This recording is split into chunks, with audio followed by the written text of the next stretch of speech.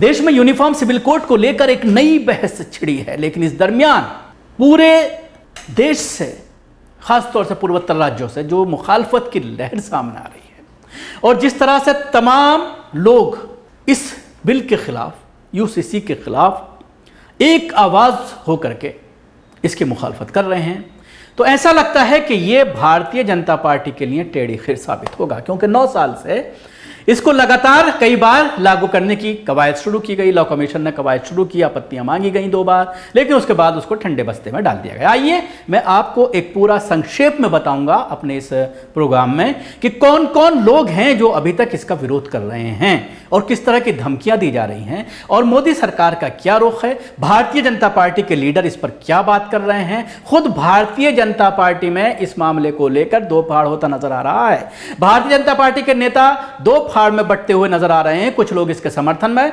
बात कर रहे हैं, कुछ लोग इसके विरोध में बात कर रहे हैं, लेकिन मामला हिंदू और मुसलमानों में बांटने की कोशिश, इसको असल मुद्दा मुसलमानों का बता करके वोट बैंक हासिल करने की कोशिश की जा रही है। आइए हम चलते हैं, आपको बताते हैं कि अभी तक कौन कौन लोग हैं जो विरोध में खड़े हुए हैं। देश में यूनिफॉर्म सिविल कोड को लेकर नई बहस छिड़ी है। 11 करोड़ से अधिक लोग, लगभग 700 जनजातियां, SC ST समूह के बीच विविधता, खासकर जब शादी के तरीके, शादी की उम्र, रजिस्ट्रेशन, एडॉप्शन, तलाक और विरासत से जुड़े रीति रिवाजों और परंपराओं की बात आती है, तो यूनिफॉर्म सिविल कोड को लागू करना बीजेपी के लिए सबसे बड़ी चुनौती हो सकती है।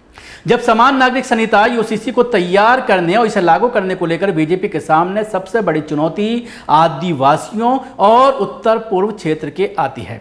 भारत की जनजातियां संख्यात्मक रूप से भारत छोटा है, ये कुल जनसंख्या का लगभग 9% है, लेकिन उनका विस्तार बहुत विशाल है और उनके रीति रिवाजों की विविधता भी बहुत व्यापक है। उत्तर पूर्व की बात करें तो नागालैंड में बीजेपी की सहयोगी party nationalist democratic progressive party NDPP और मेघालय में बीजेपी की सहयोगी नेशनल पीपुल्स पार्टी NPP ने यूसीसी की विरोध किया है। मेघालय के CM कॉनराड संगमा ने यूसीसी को भारत के विचार के खिलाफ बताया। इसी तरह मिजोरम में बीजेपी की सहयोगी पार्टी मिजो नेशनल फ्रंट ने भी कहा है कि यूसीसी मिजोरम के लोगों की धार्मिक, सामाजिक प्रथाओं, प्रथागत कानूनों, संस्कृतियों और परंपराओं को समाप्त करने की एक कोशिश है।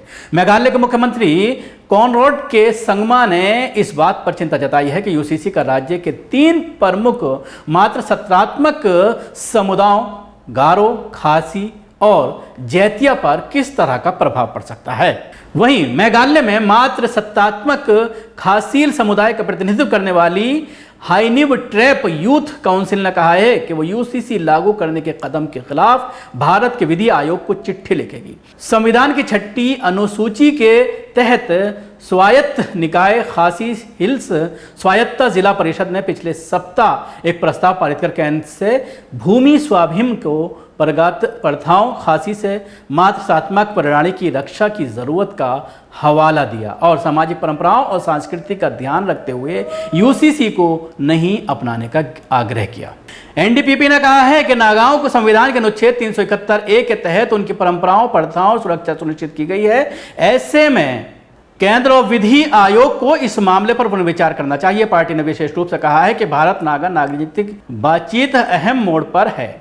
यूसीसी जैसा कानून बनाना मूर्खतापूर्वक होगा और इसका इस बातचीत पर असर पड़ सकता है। वहीं असम में बीजेपी की प्रमुख सहयोगी AGF या असम गण परिषद ने अभी तक यूसीसी पर अपनी स्थिति स्पष्ट नहीं की है। बता दें कि पूर्वोत्तर यूनिट के सबसे सांस्कृतिक रूप से विधिक क्षेत्रों में एक है।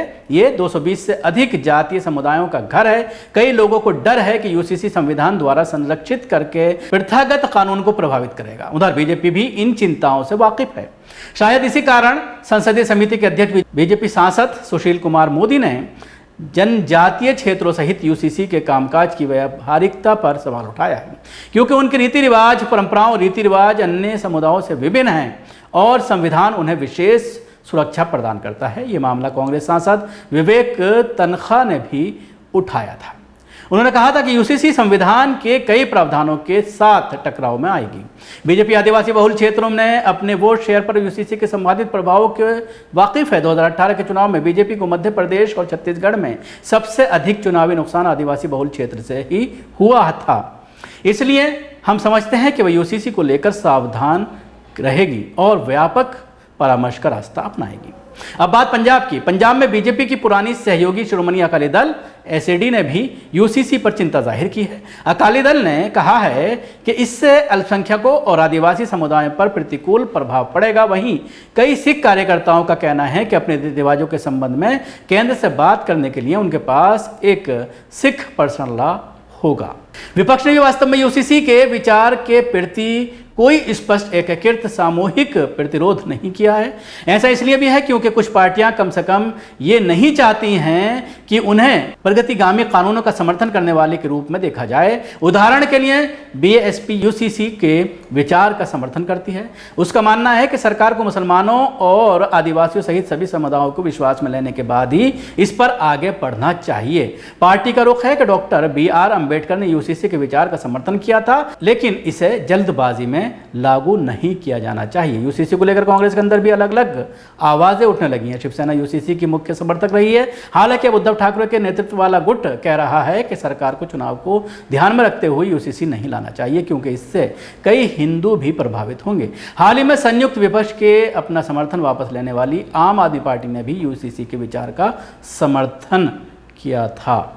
राज्यसभा में आपके 10 सांसद हैं। जब सांसद में बीजेपी यूसीसी विधेयक लाएगी तो उसके लिए भी संख्या बल महत्वपूर्ण होगा, खासकर इसलिए क्योंकि जिन पार्टियों ने अतीत में इसके कदमों का समर्थन किया है, जैसे कि YSRP, अब वो यूसीसी का विरोध कर रहा है।